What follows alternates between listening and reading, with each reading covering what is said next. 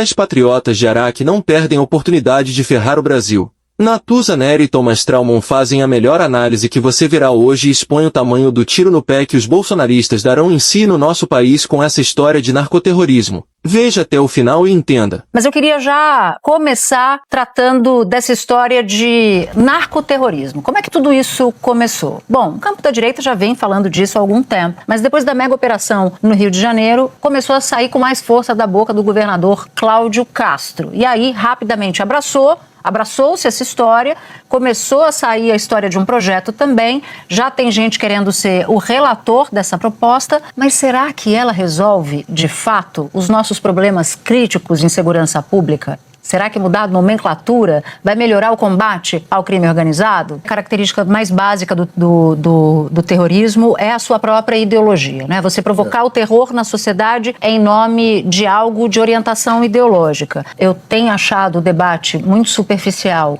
e ele não está enxergando o dia seguinte dessa história, porque você tem uma sociedade, a gente vive numa sociedade que é notadamente punitivista e está de saco cheio. Está cansada das não soluções para combater o crime organizado. E esse sentimento é absolutamente legítimo. Mas esse sentimento está sendo manipulado pela falsa ideia de que isso vai resolver o problema. Não resolve, pode ser que crie outros problemas. E não é só uma questão de soberania, como se diz. Então vamos supor aqui, a gente está no Rio numa realidade de domínio territorial de parte do Estado pelo crime organizado. Se passar a ser encarado como narcoterrorista, o que vai acontecer? A gente vai automaticamente, o Brasil vai ser automaticamente incluído numa lista, que é uma lista organizada pelo governo americano, que tem lá uma série, esse ano Trump incluiu várias organizações do tráfico nessa lista, e a partir dali, por exemplo, o governador Cláudio Castro, que defendeu isso junto ao governo americano, ele pode dar de presente aos cidadãos do Rio de Janeiro uma baita dificuldade de ter visto para ir para os Estados Unidos ou para qualquer outro país que adote a mesma classificação. Então, esse é um problema número 1. E um problema número 2 é o impacto financeiro. Que é muito grande, né? Você cria um problema, primeiro, porque você pode evitar ou fazer com que recursos de fundos deixem de vir para o Brasil, porque você vai ter áreas dominadas, em tese, por grupos terroristas. E você também afasta a possibilidade de poder, enfim, atrair financiamentos e atrair também sedes de organizações. Você, além disso, pode ter um problema ainda mais grave, que é investigações em que pessoas ou instituições financeiras possam ser citadas como, ainda no tema de uma investigação, elas entrem numa lista que amplie outras sanções externas dos Estados Unidos e até de outros países. Você pode ter uma instituição financeira que está iniciando uma investigação ou que é simplesmente citada,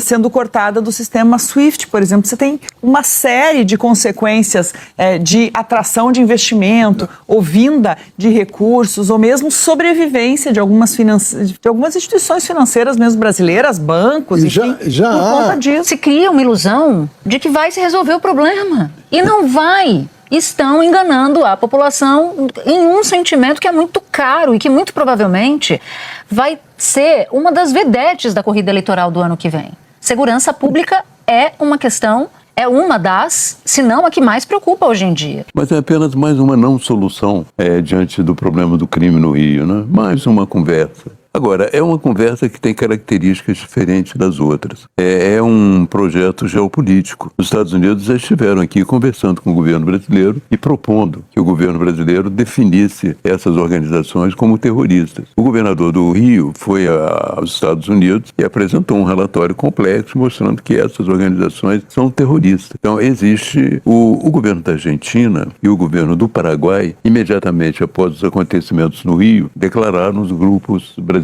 como terroristas. Então é um movimento geopolítico. E é uma forma como os Estados Unidos veem o problema de recuperação do domínio sobre a América Latina através da guerra contra as drogas, que eles acham isso. O homem que vive, ou a mulher e a criança que vivem em Gaza, o fato do Hamas ser considerado um grupo terrorista e o tratamento que dão ao Hamas acabou produzindo a morte de milhares e milhares de mulheres e crianças. Isso pode vir a acontecer também, sobretudo na favela. O fato existe um grupo terrorista aqui, então eu sou capacitado a bombardear a região. Isso me parece muito problemático. E aí, Thomas, como é que você enxerga essa história? Eu acho que tem vários, obviamente, eu não vou... Eu acho que tem aquela velha frase do Mencken que para todo grande problema complexo existe sempre uma solução simples e errada, né? E é esse, eu acho, o típico exemplo da situação. O que eu acho que, no fundo, a oposição está fazendo é ocupar um espaço. Ela entende que esse é um flanco do governo Lula. Portanto, esse é o momento em que ela pode morder o Lula, no momento que o Lula está crescendo, né? Todas as pesquisas estavam mostrando que o governo tinha se recuperado a sua popularidade,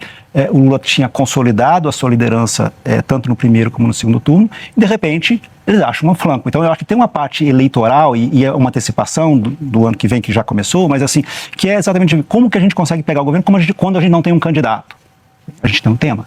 Enquanto não escolhemos o candidato, vamos pegar no tema. Então vamos fixar no tema. Mas qual que é a proposta da oposição?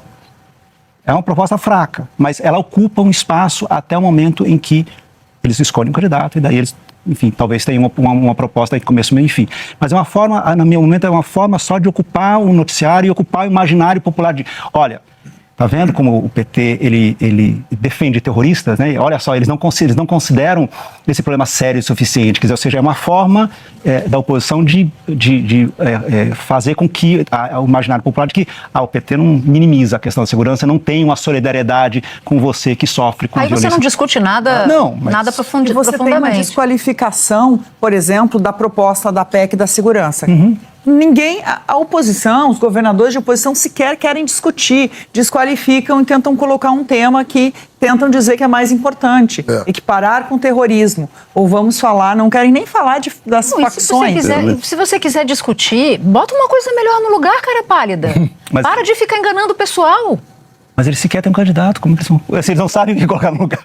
Mas é um problema. Não é possível um grupo político que tenha a bandeira, a primazia do debate, não conseguir colocar nada que substitua decentemente aqui.